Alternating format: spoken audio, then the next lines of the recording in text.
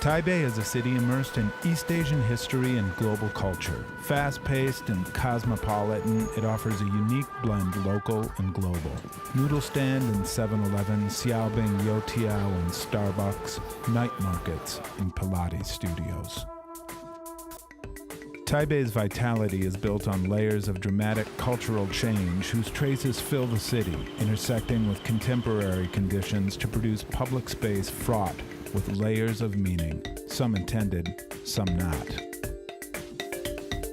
The book Taipei, City of Displacements explores those public spaces, unraveling their knots of cultural complexity.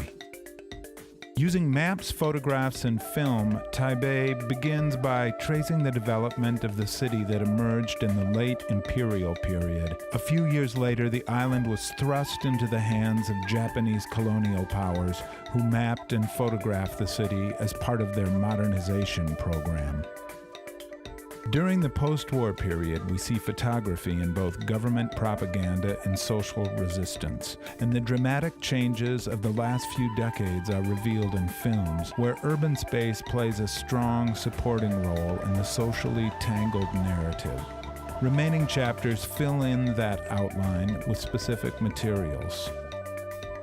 In a chapter on traffic, we find the new MRT light rail system as a displacement of the old imperial wall.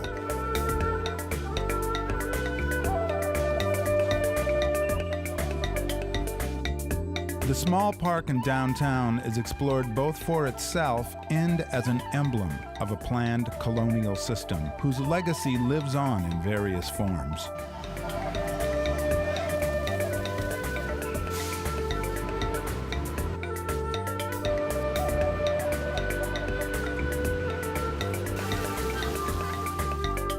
Displays of power radiate from the park, from the 1935 colonial exposition to the 2001 renovation of Sun Yat-sen Hall.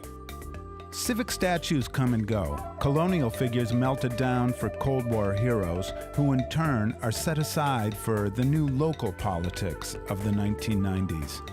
And what to do with all the Chiang Kai-shek statues that populated the island at the end of martial law?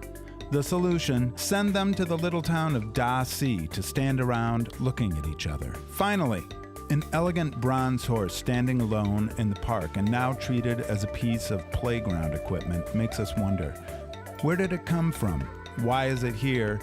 And what can the scratched out design on its torso tell us? To pursue those questions, we follow a winding path through archival materials and around the island, searching out those nearly forgotten horses in their old and newly displaced conditions.